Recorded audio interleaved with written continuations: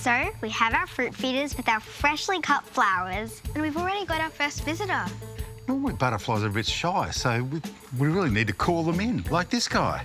Butterfly. Here, butterfly. Butterflies! Get your fresh food. Get your fresh muddy puddles. Get your nice flowers. Get your nectar. Over here.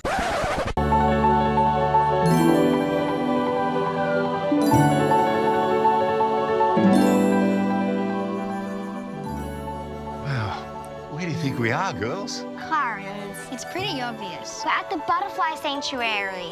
Oh, of course. Butterflies do so much for us, particularly in our gardens where they pollinate flowers. We should really do something for them. We could take them to the beach. We could give them a basketball. We could take them to the movies. We could plan them a yummy snack. Now you're talking, a snack. Here we are at our butterfly feeder making table. What are the three things butterflies love? Flowers. And muddy puddles. And nectar. We've got all the ingredients to make those three things. Let's get making.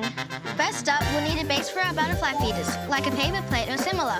We'll also need some shallow containers. We're making muddy water for the butterflies and adding nectar made from sugar and water.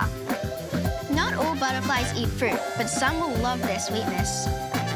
We've poked some holes in our plates to add some places for our butterflies to take a little rest. You might need some help with this. Butterflies are attracted to white, so white decorations could bring them to our feeders. All right, butterfly feeders are made. They look fantastic. But we still need to add flowers. I thought we did that. No, real flowers. We could get some from the garden. Great idea. Butterflies love fresh flowers. Oh, a couple of zinnias, those lovely white flowers. This beautiful pink.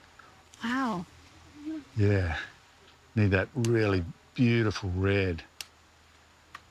Here we go.